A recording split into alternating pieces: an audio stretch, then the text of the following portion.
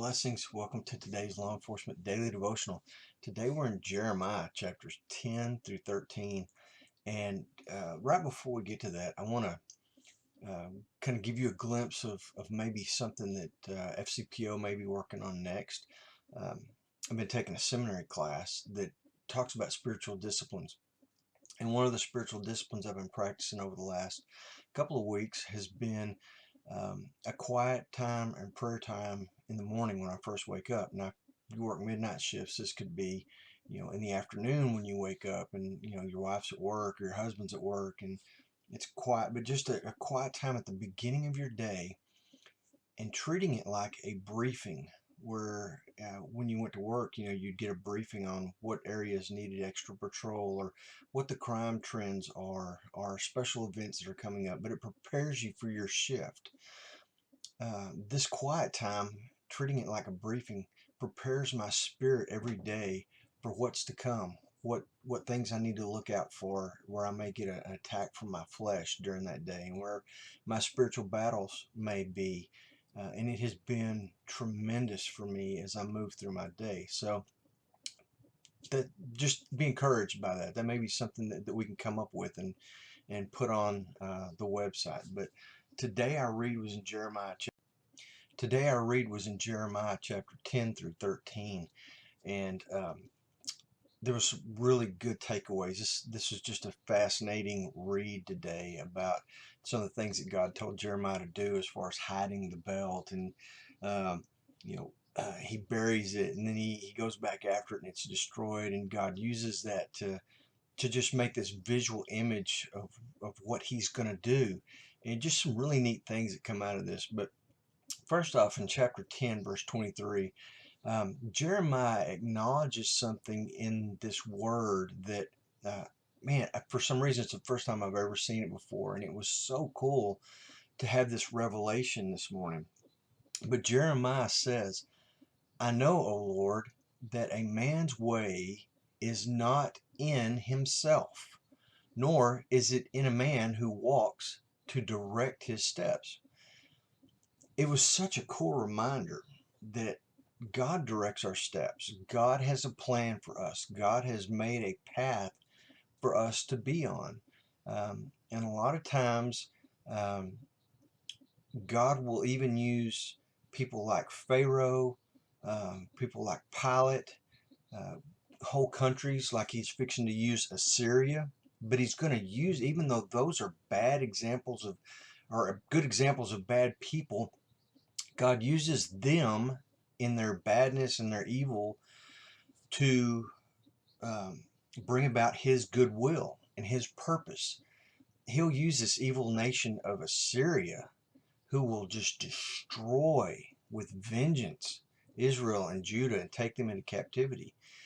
But once God's done using them, he'll turn back to them and he'll say, yes, I was using you for my purpose, but you went too far and you were cruel to my people, so I'm going to punish you. But just the fact that God will use even a wicked person to bring about God's good, to bring about his own good, is just a cool thought. And then in verse 24, it says, correct me, O Lord, but with justice, not with your anger, or you will bring me to nothing. Jeremiah is saying, Lord, there's a difference between just your vengeance and your justice, which we can understand. In my personal life, there is a difference between being at work and bringing justice to a situation, and me and my selfishness bringing vengeance on a person who may have wronged me. So it's a great insight into God's system of justice, which from this appears to be like our system of justice, where there is a pre-thought out system that if you're caught doing something wrong, there will be a set judgment or punishment for breaking that law or doing that sin. And that process will be started and finished. And in that process of justice, there's no room for vengeance.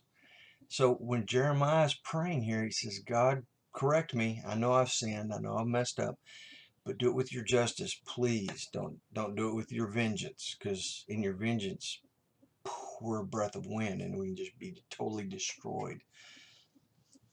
God is a God of justice. And, it's hard to think of that, but in your prayer time, do you ever pray, Lord, bring justice upon me? Because we've all sinned. Um, but to think that God would bring justice on us or vengeance on us, and we want his justice, is an incredible new thought, I guess, a new revelation. A lot of new revelations this morning. This was a really good read, like I said. And then jumping down to chapter 13, verses 9 through 10, a warning against pride. This is the example that I spoke of before I accidentally hit the stop button and had to restart the second video. But that visual that God gave Jeremiah of the belt was of Israel's pride. And it's a warning. It says, be careful of pride, because if I wrote it down here right, basically, um, if you don't take care of your pride, God's going to take care of it. Okay, but it will be handled. Um, and when you read chapter 13, verses 9 and 10, do not look at this idol worship and just disregard it, going, I don't have any little golden or silver idols in my house that I worship. Let me ask you this: do you go to church on Sunday mornings?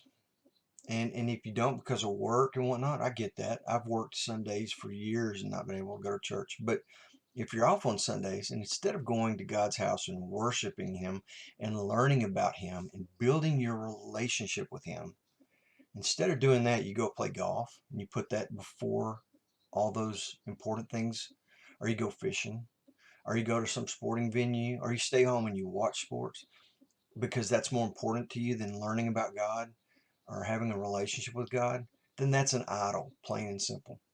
Um, but again, great takeaways from today's read. Um, we're going to have the same great takeaways tomorrow. So read ahead, come back here, and let's discuss. Uh, just back and forth. You can email me at chuck@fcpo.org, and let's discuss some of these things. Tomorrow we're in Jeremiah 14, 15, and 16. So read ahead, come back here, and let's see what kind of law enforcement takeaway we can get. And in the meantime, you guys be safe.